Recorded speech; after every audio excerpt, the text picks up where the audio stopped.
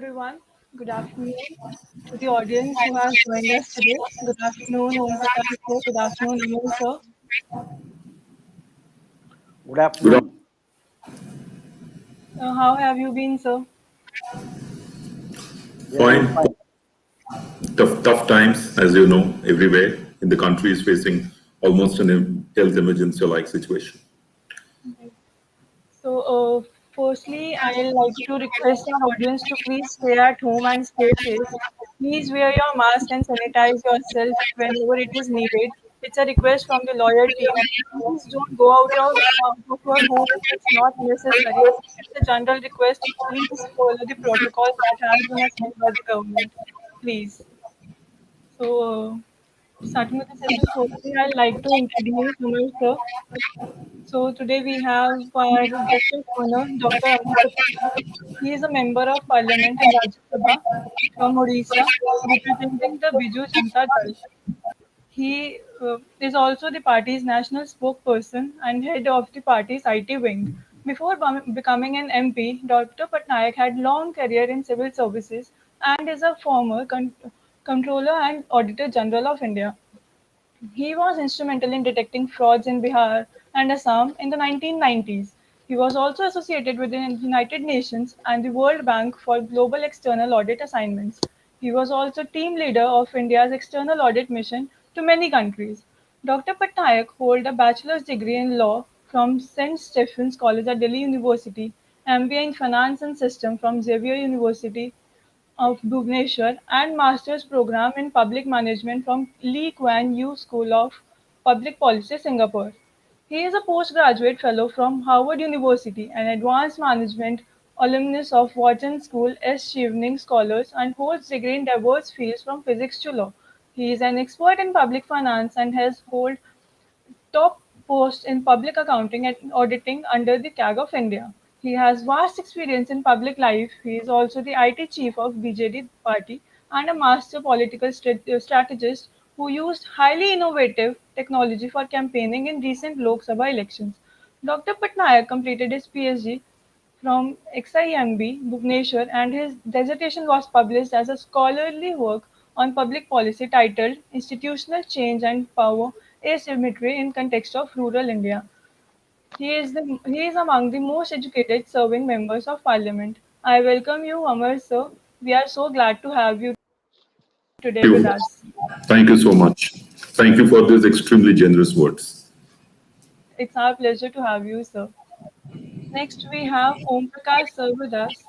Dr. Omprakash is the founder and advocate under Conscientia Law Associates. His expertise areas includes employment and labor law, intellectual property law, merger and acquisition, and startup funding and finances. He has been practicing since 1989, so he has a vast experience in law. I welcome you as well, sir. Thank you very much. I hope both of you are safe and sound at your places.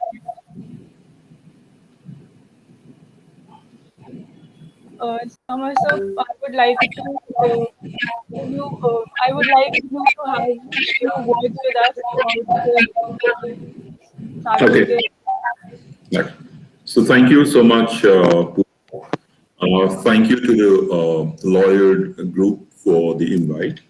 And very interestingly, the invitation I accepted after receiving it on LinkedIn, which I occasionally go through. But I accepted the invitation because, as you know, it's very important topic, which is relating to both technology is important in itself, human rights is important, equally important, in fact, it's more important in itself. Now, I would like to get more questions and answer them on various theoretical aspects. While answering those questions, I would restrict my deliberations to about 15 minutes or so.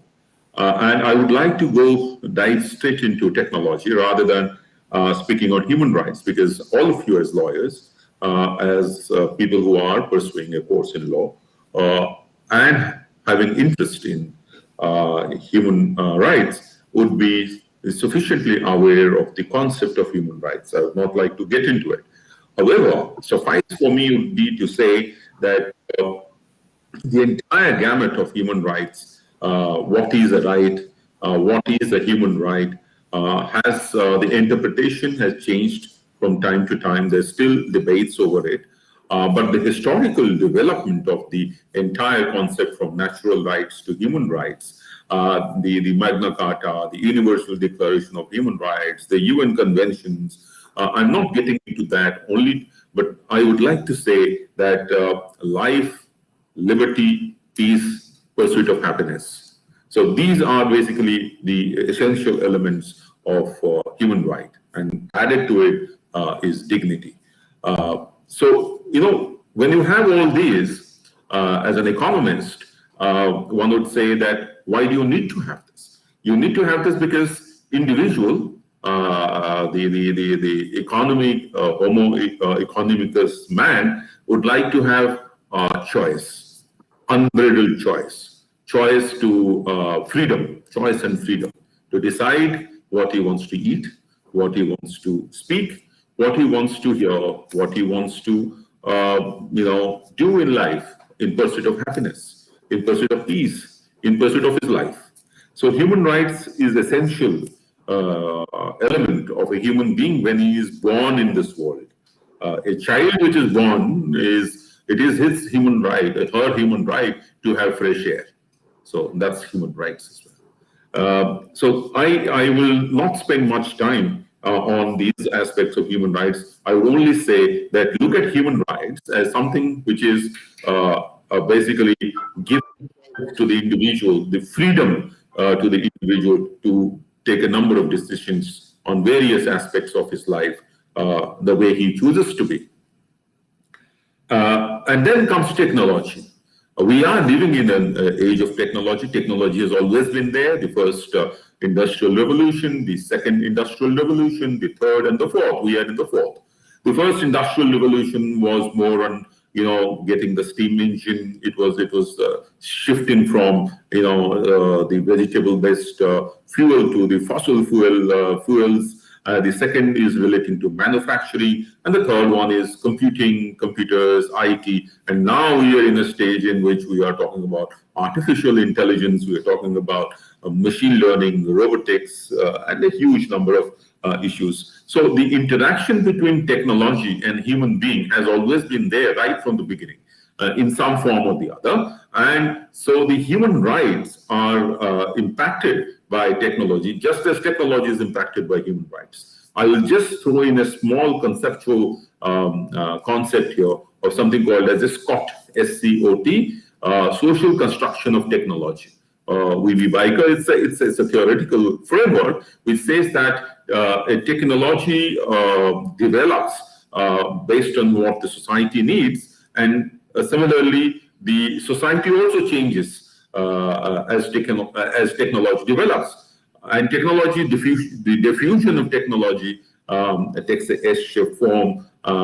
Again, I'll not get into the details there. All I would like to say is that the technology diffusion has been very, very fast after the 1990s when the Cold War subsided. And therefore, we are living in a world in which technology is there in all aspects of our lives.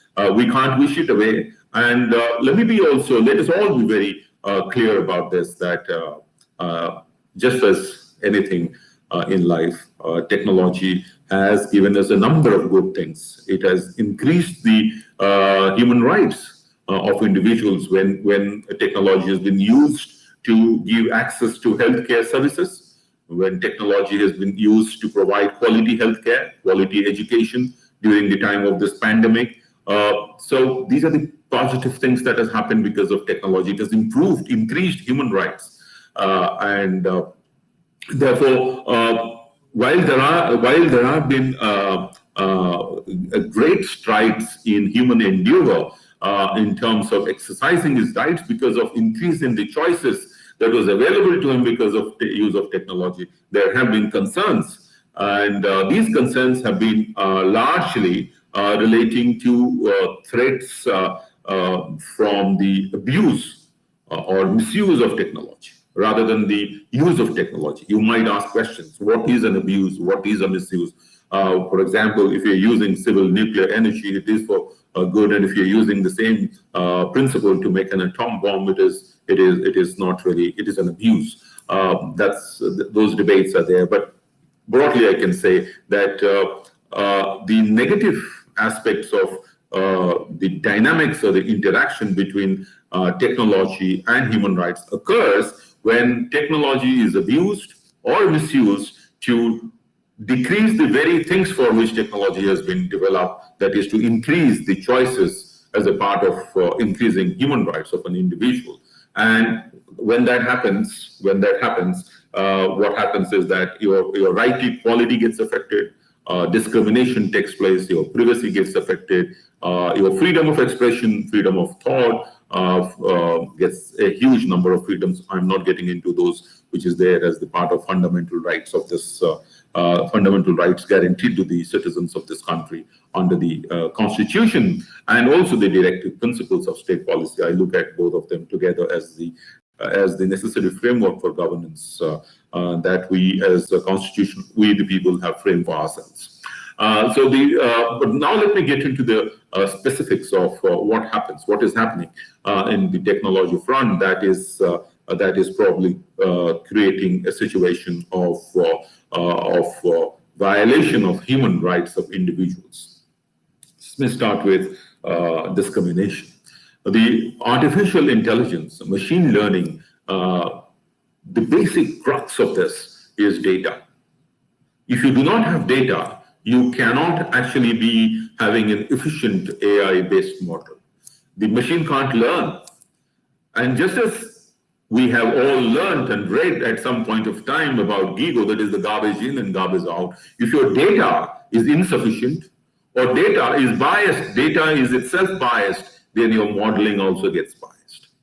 And then your decisions which are based on those models, let's say for hiring, let's say for firing, let's say for giving promotions, let's say for taking decisions relating to large-scale deployment of human resources would all get vitiated.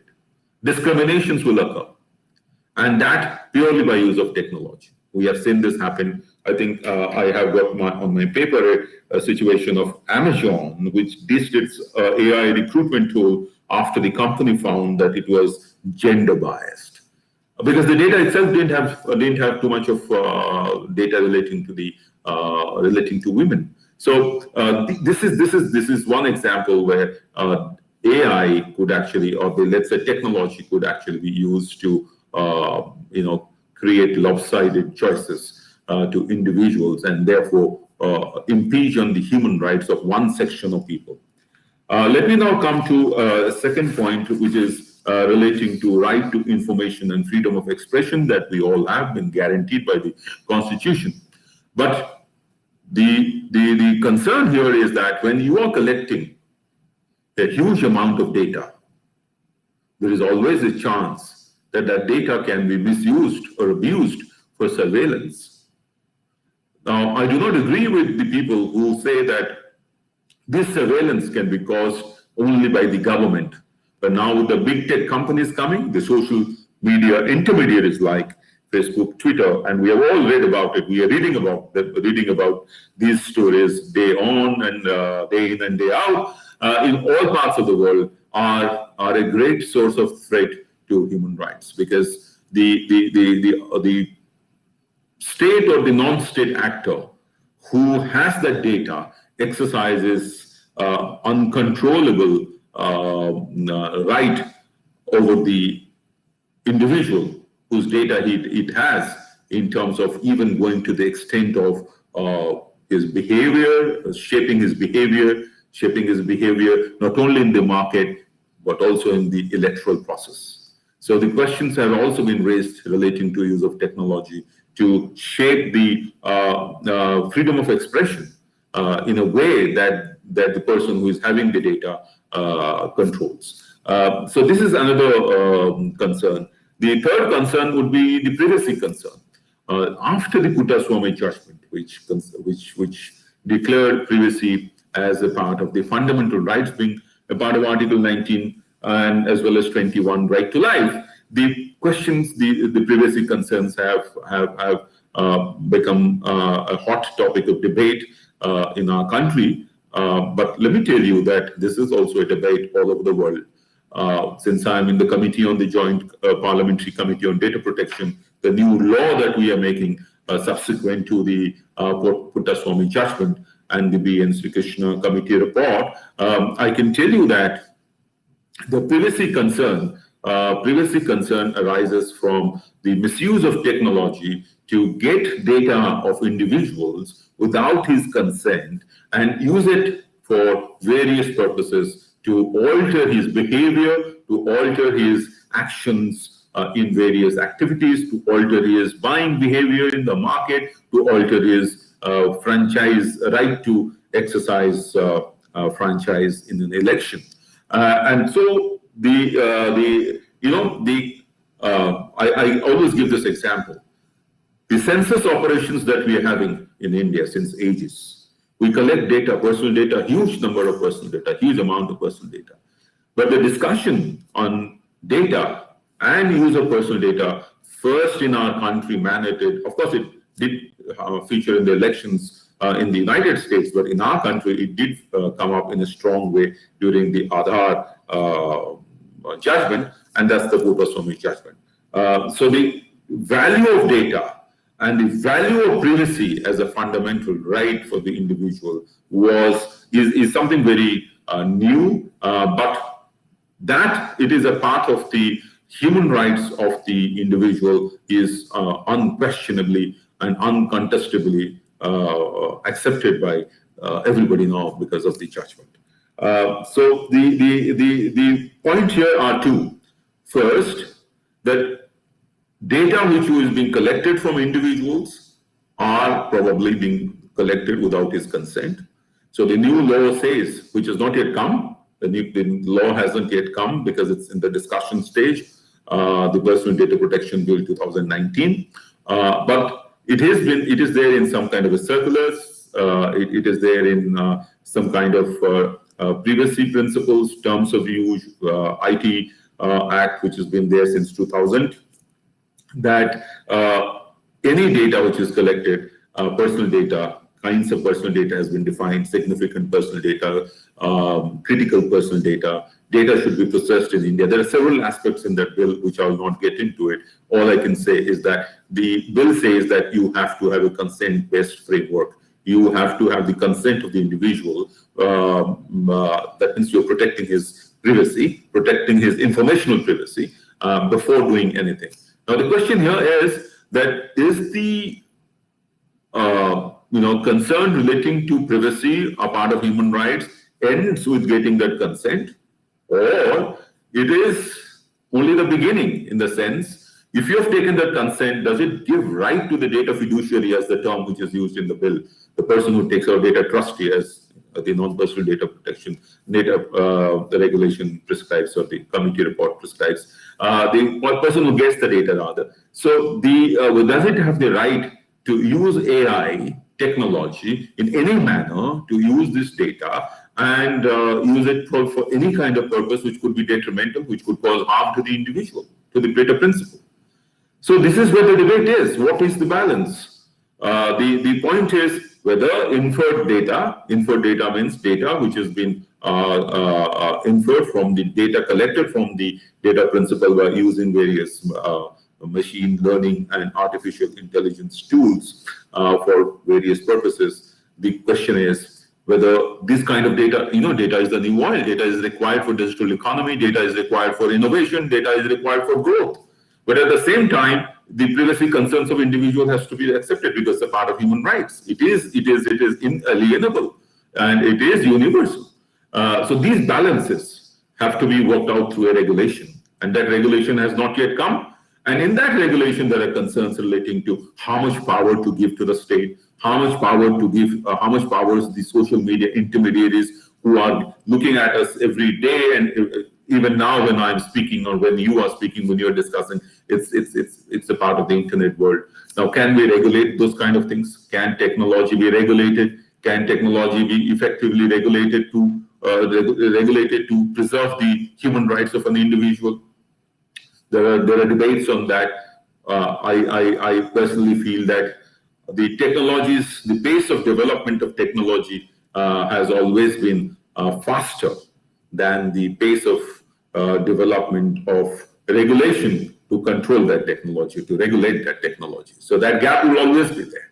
But recognizing that gap from the point of view of human rights of citizens is very important.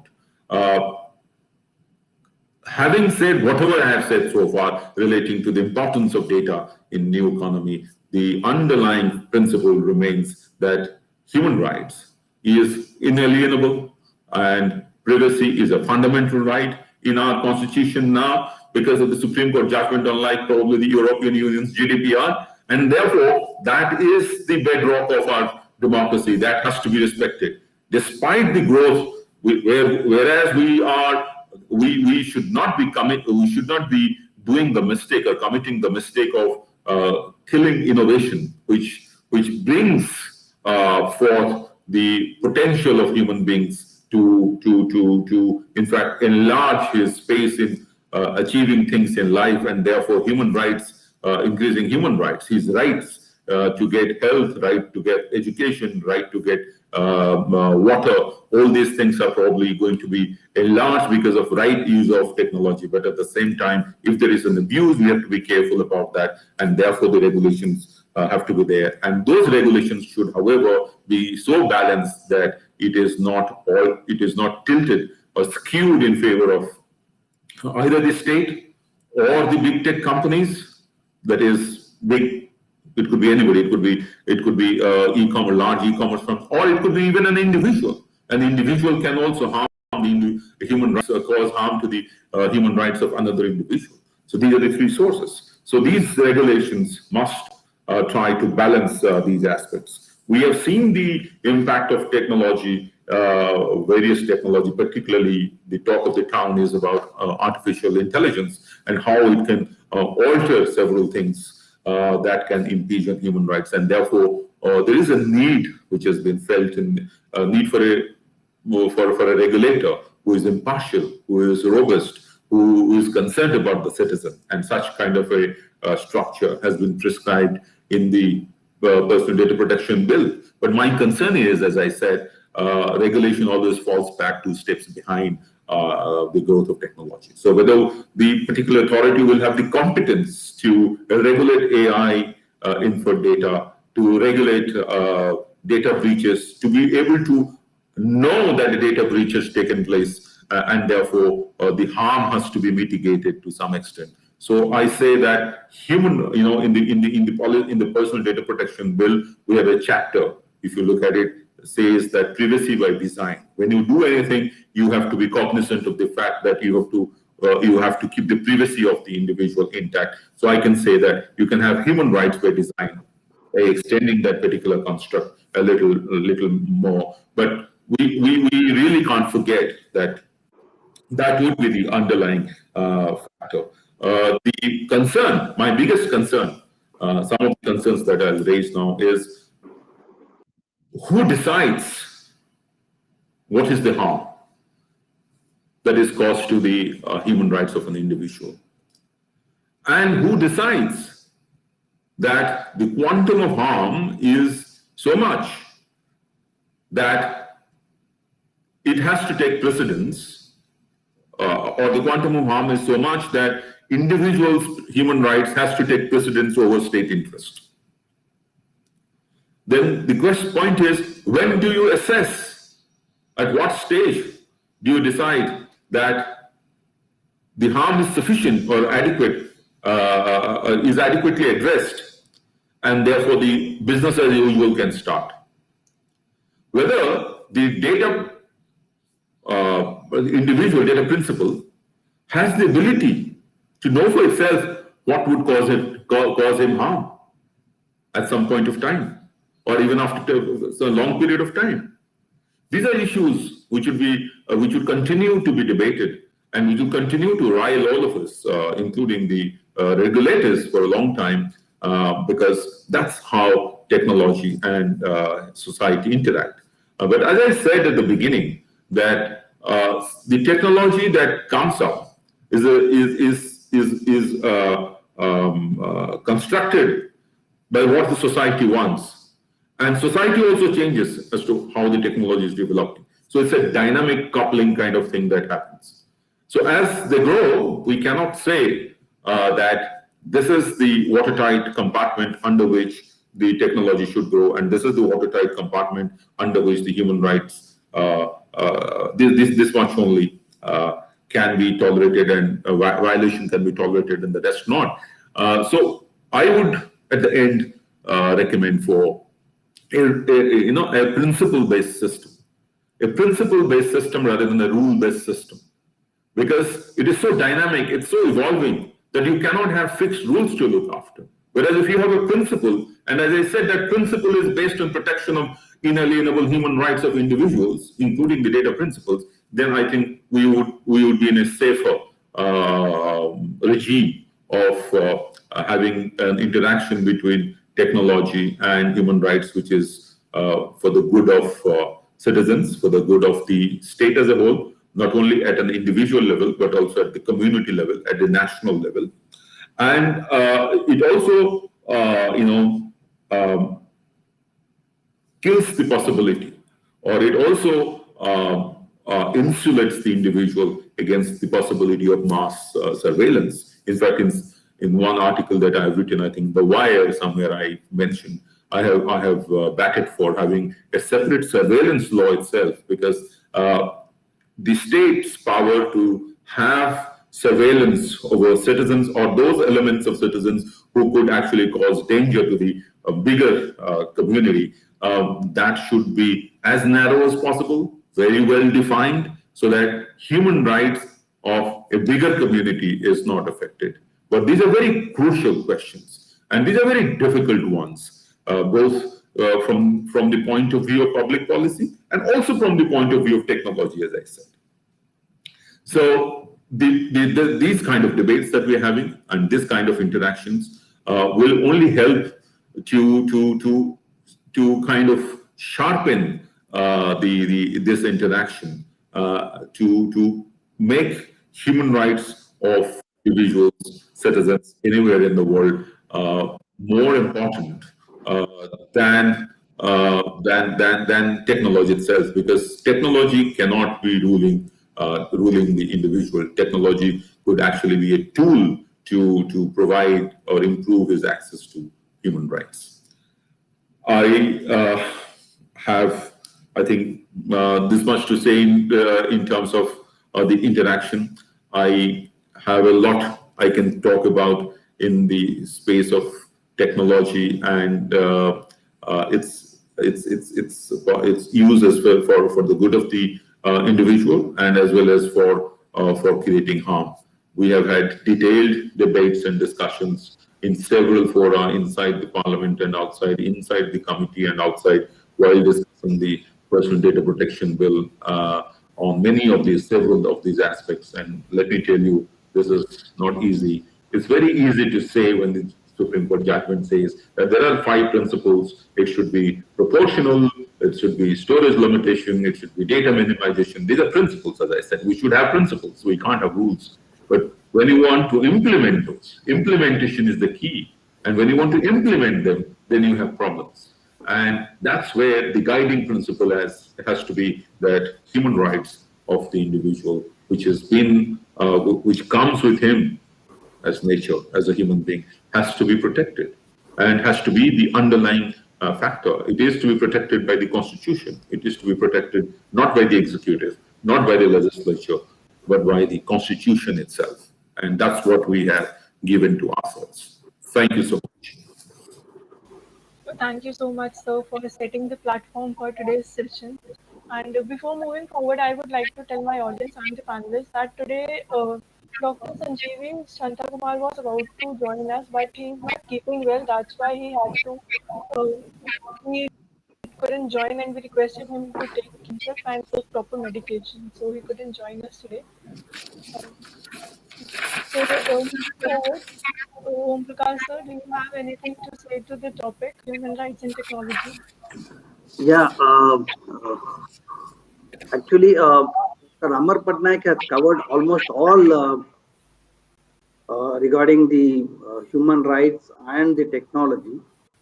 What I could say is technology can be classified into different stages or different kind of technologies. One is lifestyle technologies, which is required for a living style or betterment of our life. Second is technologies which have been invented during wars or combat. Then third one is technology for business growth profession.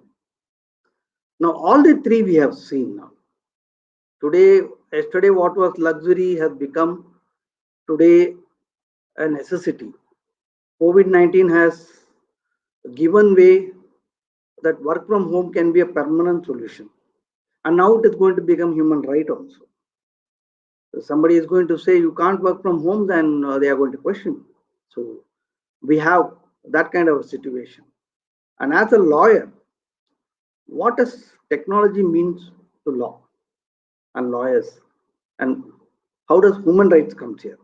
Now, all these days we were under the impression that we need to have a face-to-face interaction, argument before the honorable judge to get our justice done, to present our case, to showcase our evidence. Now everything has been done away and we are all onto video conferencing. That's the boon in disguise, and technology has helped us a lot. Only thing is certain elements like what Dr. Amar told, that there are some issues like data privacy, secrecy. This is something one has to take care of it. However, if technology is to be utilized as a tool, then we do definitely have a right on that, and lawyers are really able to now carry on their profession uninterruptedly despite all these issues around the society. And we are amongst the uh, society where technology has got its roots imbibed. Now it is becoming inseparable now. So that's how the technology has impacted us today. Pooja, you had contacted us through LinkedIn, but nothing but the social media. So how do we know that such people exist with different calibers? So the media has given a technological mileage to all these things, and now we are able to assemble here and give this kind of a webinar to benefit others. Again, reaching out people is also very easy with these kind of technologies. Yeah, any other questions? Thank you so much, sir, for giving your insights about the topic. So, I would like to pose a question to Amar sir, as he said that technological advancement is of use. So, sir, how do we protect our human rights in technological advancement? Sorry, again, I know Your, there's your some voice problem with your voice is internet. breaking, Pooja. Pooja, I can't actually get it. Sir, I How? asked that how do we protect our human rights in technological advancement? All right, yeah. So, as I said, the technological advancements, if you look at the history of growth of technology from the first industrial revolution to the current fourth industrial revolution of AI and robotics and machine learning and augmented reality, we can say that the technology has moved very fast. Of course, in between, in 2000, early 2000, we had the internet, which just changed everything in this world. It built up a community, or it built up a world, humanity entirely independent of the physical existence, where everybody got connected. And so now, when that is happening, it is not always a question of protecting human rights. As I said, it is also advancing human rights because of this technological innovations, because of this technology. When I have remember the time when we used to have those telephones where you have to keep on ringing and then you will get access to something, some fellow in the hospital who will probably guide you to the bed. Now you just have to tweet, and the tweeter reaches in a split second using internet satellite, and and the service is probably made available to him, if not physically, at least through a teleconferencing kind of method. So the right to life of that particular person has actually increased because of the intervention of technology. But when, as I said, however, that particular technology is used, the phone is used to create, let us say, public disorder, to create riots, then it would definitely not be advancing human rights, because it would be not in the larger community's human rights. So in that case, there has to be a protection. And that is the argument that is being given when government has been asking for traceability in WhatsApp conversations, that is, to who initiated a particular conversation. There are two aspects there: to trace to whom it goes, and then there is the content, what it was sent. Now, if you look at it, you might say that my privacy is getting affected, but think about a situation where the technology is used to create communal riots where thousands of people die. Then I think the large community's human rights is more important than the human rights of that particular individual who has initiated a fake news on a WhatsApp conversation. So there, the protection has to be done through regulation, enabling regulation for the state, or for the, you could say that, state action could be arbitrary, and therefore there would be judicial oversight.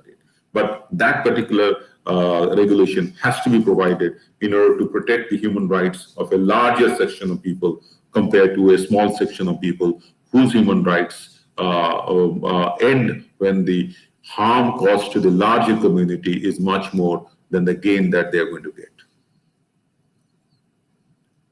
Absolutely right, sir. And after listening to your point of view, a question came to my mind, and I would like to ask that question to Om Prakash, sir. So, what is the role of a lawyer in the bigger conversation on how technology governs and impacts society?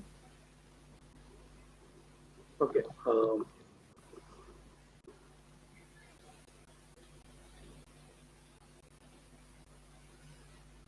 Well, if you see the law, we had at the beginning of the millennium, year 2000, we saw the IT Act which came in.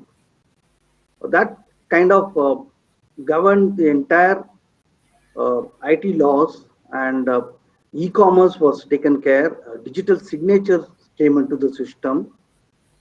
Now, as a lawyer, how we assure that the society will not be let down by this technology is that, even in the court proceedings today, certain judges insist on documents being produced as evidence. There is a debate whether WhatsApp communication or recorded messages can be used as an evidence.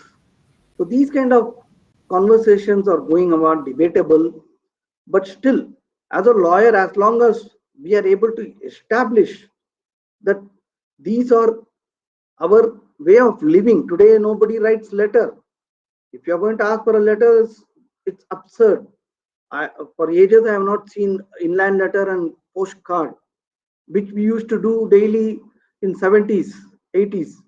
Now gone off the doors. I think people are forgotten to write one full page. If you ask somebody to write a full page, he's going to look at you. So technology sometimes is not coming handy when it comes to literacy level, writing, reading. Now everything, nobody refers library now.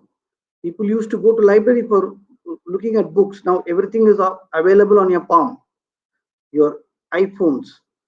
So even in the argument in the court also, I have done several times. just Lordship kindly see this, and I have given the phone also to him. So that's the level of technology going into the system. So it has made life easy. Definitely, it's available. You don't have to scout around. A lot of time has been saved. Earlier, I have seen during my start of the career, I used to go to the senior office, and he used to specifically say, go to the lawyers, go to the library, get the this volume AIR Xerox copy. It takes one or 2 days. Now where are we? Kids from colleges, they know how to use. In fact, our thinking, our way of thinking, and the new generation way of handling matters are totally different. They don't believe in even filing. When I went to lawyer's office first time, it took me one full month to understand how the filing should be done, how the papers should be handled. I'm sure Dr. Amar will also accept this. We were taught that how to stitch it, how to go to the filing section. Today everything is online. You just have to file it, and the registry points out the figures, the number of objections, and we rectify, and things are gone. Payment, everything, nowhere. Everything is done from your place. So this is how the technology has given way, and it is always advantages only. Only thing is now the enactments, which is a regulation which is going to come, should bring streamline the whole thing, and it's also going to deal with the e-commerce by and large, and it's going to protect. Now already the Consumer Protection Act has also recognized it. Competition law has also taken its own take on that, and having this act, we can really tighten all the loose ends, and technology will be part of all the system. Your artificial intelligence, blockchain, everything is going to be part of the system. And I think today every person has to upgrade himself. No more sitting back and telling I'm a senior counsel, I know everything. No, technology is very important, otherwise you are depreciated, is what I can say. Technologically you should be sound. You should know how to get the documents, how to get the information. So that is very important for lawyers, and as such, even the society expects. Your clients are now educated. You have a different set of clients coming to you. They are no more. People like how they were earlier. They're fully aware. A patient going to the doctor is fully educated. He says, these are the diagnoses I have, and would it be this. So the doctor is fumbling. Likewise, even a lawyer also has this issues. So everybody does their homework. Everything is known. Only thing is how to give solution. And technology really helps us. So that's what I can say about this. But as we all know that every coin has two sides. Everything has its positive and a negative impact. These are all the positive impacts. How do you think that technology has violated human rights? Sir, Amar sir, you will take, or shall I? Okay. See, Let us the 53 crore data of people, 53 crore people, 533 million people were leaked by or leaked from Facebook, of which 6 million were those of Indians. We hear about data leak by Big Basket. We hear data leak by Amazon, several of these. Now, these have the potential. You have your email, you have your phone number, so a huge amount of fraud can happen to individuals, to non-suspecting data principals. Technology can also harm in perpetuating a fraud. You see, some of the largest, remember the Beers Bank, it was a technology-induced fraud when from the bank by rounding of operations, taking away that money. So the harm that the technology can cause is immense. It can snoop on you. It can do surveillance on you as you speak from a dead mobile phone which is not active. You may think that nothing is being captured, but your mobile phone itself could be capturing your profile or your statistics and sending it out to someplace. I think in Bangalore recently, when the Chinese firms were detected, the route was taken to the Chinese people. So the harms could be immense, immeasurable, and as I said, it could be over a longer term, which we have not even comprehended. And that's the biggest problem, challenge. But having said so, I can always say that every technology had both sides. As I gave the example of the atom bomb, I said nuclear energy is good for creating, giving energy sufficiency, increasing human rights of individuals. Everybody can read a book under a tube light instead of reading under the sun and not reading in the night.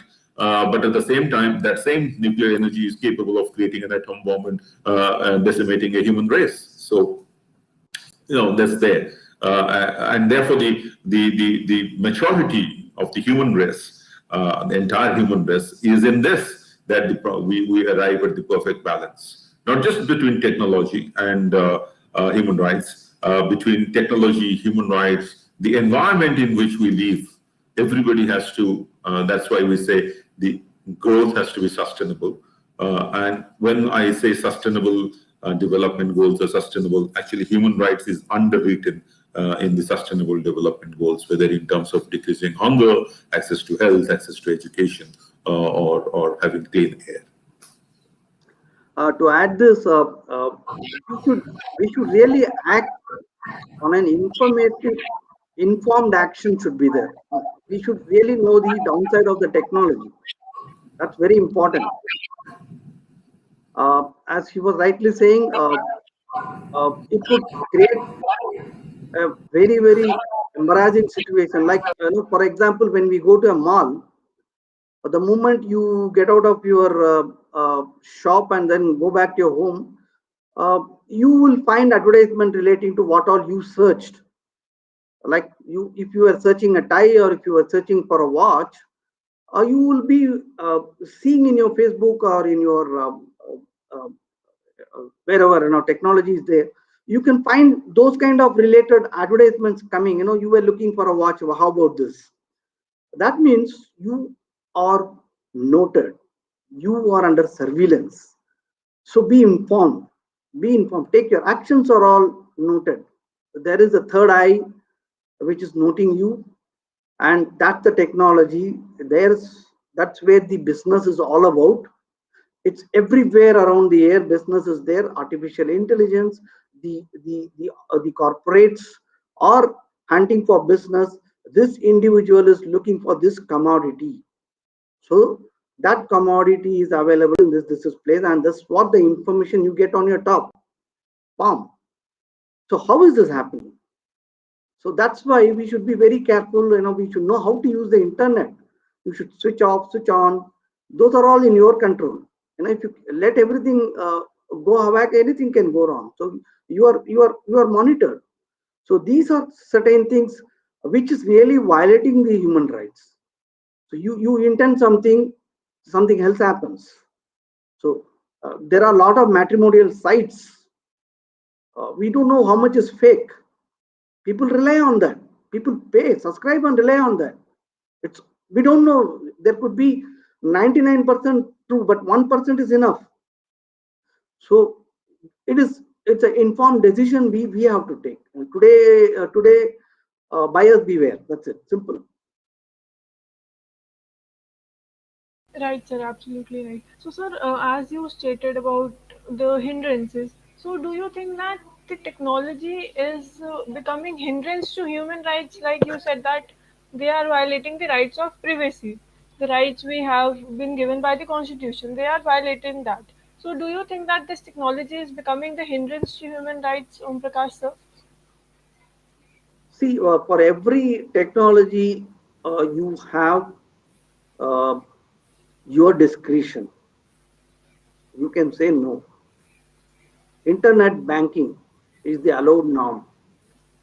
Some banks have been telling, we don't want you to see coming physically to the bank. Do it internet. Do your internet banking.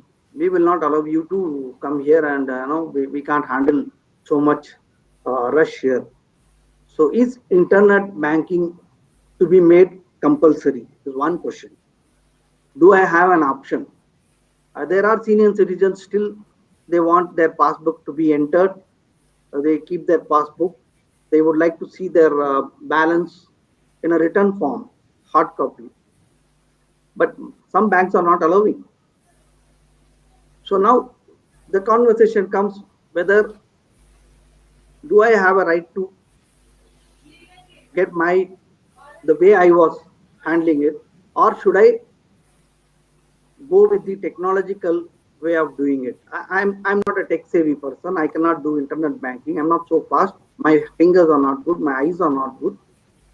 So these are the things which is really creating problem. This is our real hindrance. If you ask somebody to make a reservation on online for an air ticket, he is going to definitely call somebody else and do it, and the other person can take him for a ride. So education, technology, everything goes side by side. So who can do, and there is no discrimination. Technology doesn't recognize the illiterates, literates, the senior people, the tech savvy people. It doesn't discriminate. So in that cases, when there is a compulsion to go on tech, we see a problem. Today we can have elections sitting at home. Is it possible in India? Is a question. Electoral ballot can happen through internet. It's simply just you have to press a button, and it's all very secret. It can be handled very easily. You don't have to spend so much in election. But is it possible? Is it feasible? Does the human rights get affected? How many people can vote? How many will understand? So these are certain things. So technology, when it is imposed and it is compulsory made where some section of people are not able to apprehend and act, then it is an hindrance. And to some extent, they get trapped.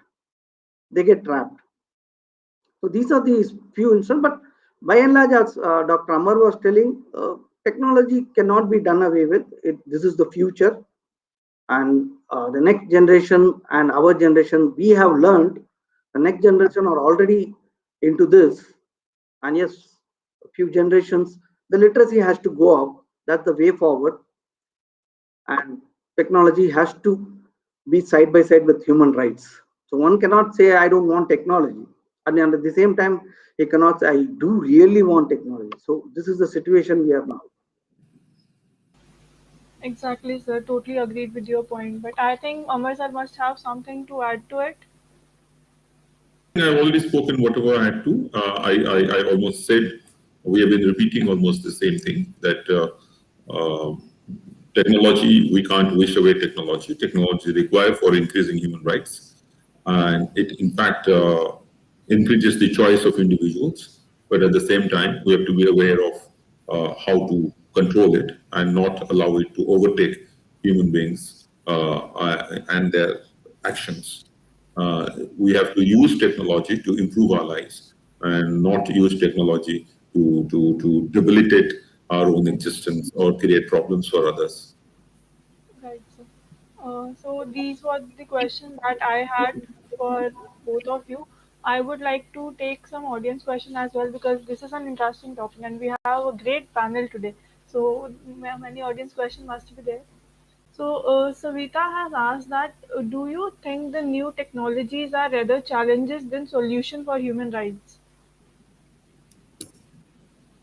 Amar sir, please answer this question. No, this is once again, they're both, but there will be more in terms of solutions.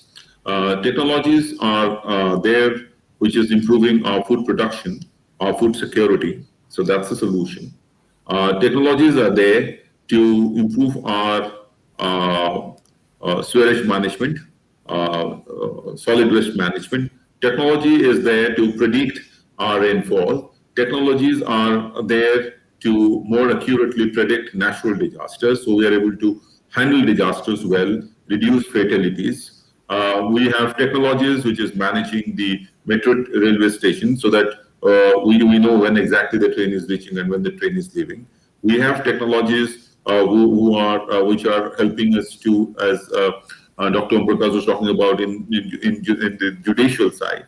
We have technology in improving patient care. We have artificial intelligence dissecting data to have better diagnosis of a disease, and are able to use technology to get better opinions from a number of people all over the world before taking a decision. So technology has provided innumerable solutions, will continue to do it. But the problem is, the challenges is when the technology gets abused or misused. And so then it gives rise to child pornography, it gives rise to illicit financial transactions in the deep web, it creates frauds, it creates data hegemony, it creates, as he was giving the example, it influences your choices to what to buy, it influences your choices as to who to vote for. So these are the things which are the challenges. But we in life per se, forget about technology. There are challenges always, but it doesn't mean that we don't live. So here also, we will also have to use technology to improve our lives, but at the same time, know how to control technology to not to ruin our lives.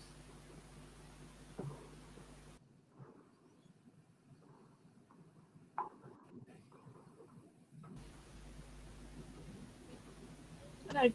So, Om Prakash, sir, do you have anything to add this answer for Savita? Yeah, new technologies will survive only if the value proposition is there and people see a value there. Otherwise, it will phase out. Now, there were a lot of chats like WhatsApp which came around that time, but only one survived. So people know which is good and which is bad. So it could be a challenge for not all the technologies. Few technologies will really fade away. So people know their choice. Again, we are repeating the same thing.